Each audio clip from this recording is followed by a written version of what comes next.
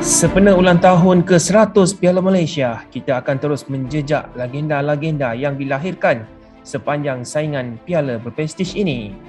Bagi episod kedua pada minggu ini, kita sekali lagi bersama pemain Kuala Lumpur yang menjadi antara watak penting di bahagian pertahanan skuad Wakil Kota yang mencipta gelaran hat-trick pada tahun 1987, 88 dan 89 iaitu Razib Ismail. Dikenali sebagai pertahanan kanan terbaik pada eranya, Razib menceritakan semula apakah resepi serta sumbangannya bagi membantu Kuala Lumpur mencipta antara memori yang sukar dilupakan dalam sejarah pertandingan Piala Malaysia.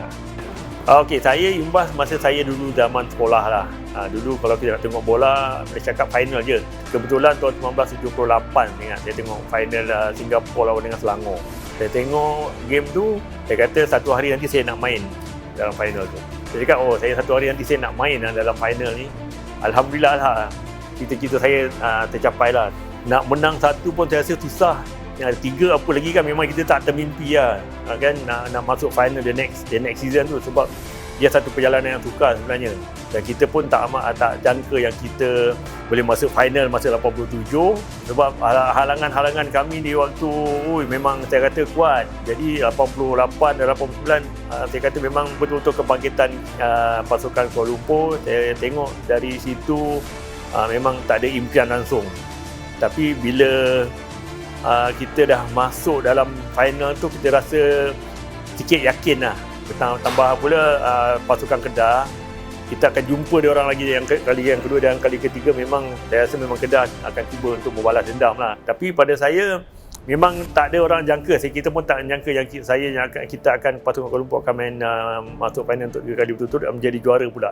Memang kalau ikut suasana awal sebelum final tu memang orang tak anggap kita sebagai inilah. Orang kata memang Kedah masa tu memang tengah kuat. Tapi disebabkan kebangkitan KL masa tu, kita mampu bersaing dengan pasukan Selangor dan kita mengalahkan mereka. Jadi di situ dah mula nampak dia punya orang kata tumpuan dia kepada pasukan Kuala Lumpur. Kita dianggap sebagai salah satu pasukan favourite lah.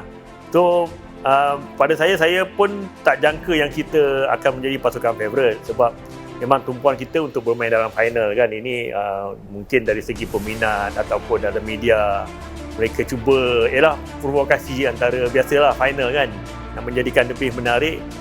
Sumbangan saya, ini orang katalah saya sebagai pemain saya main je, tapi semua hantaran-hantaran sampai crossing saya tu yang banyak menghasilkan gol. Kalau salah satunya kalau orang cakap pasal KL, diorang tak asing pada Coach Raji memang dulu bagus crossing lah, overlapping lah.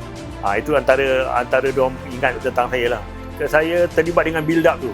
Saya ingat saya yang gol 89 yang Subadon score tu, break attack tu saya terlibat. Saya Shelby Makzan 3-4 moves kita terus dapat menjadikan gol. Kalau kita tengok sejarah Kuala Lumpur ni, kita tak boleh lari daripada Allahyarham Tan Sri Elias Omar. Pada saya dia lah arkitek segala-galanya.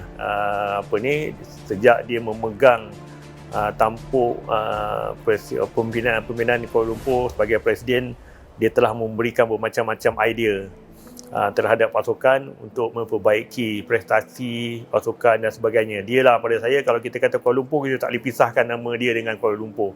Dan juga jurulatih-jurulatih lain seperti Dr. Benglos, Khailam, Encik Subramaniam, itu semua pada saya adalah perancang yang bekerjasama rapat dengan Tan Sri Elias untuk membentuk pasukan Kuala Lumpur ni. Kalau kita lihat dulu memang Kuala Lumpur ni menjadi satu pasukan yang dicemburui lah kan, walaupun kita tidak mempunyai pemain-pemain asing dari luar negara, dari Eropah, Australia sebagainya, tapi pada saya memang pasukan itu cukup mantap lah.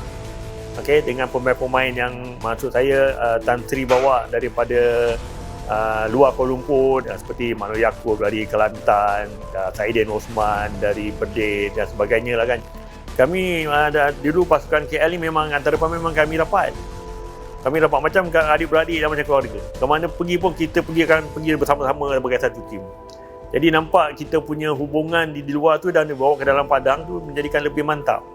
Persefahaman antara pemain memang kami tidak ada orang kata tak cemburui Walaupun kita ada Fadi Ahmad yang kita anggap masa tu dia superstar, Shelby masa tu national player, ada lagi national player, kita tak ada cemburu. Kita hanya kita sentiasa memberi dorongan kepada antara satu sama lain. Dan kita kerap membuat latihan hampir setiap hari kita buat latihan tambahan.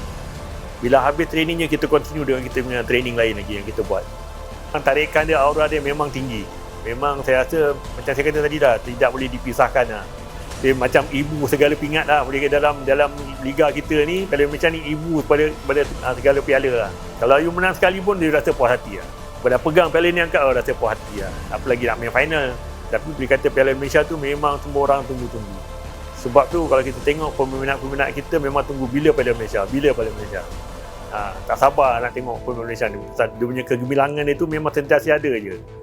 Pada saya lah, dalam keadaan apa sekalipun, memang kita tunggu Piala Malaysia tu.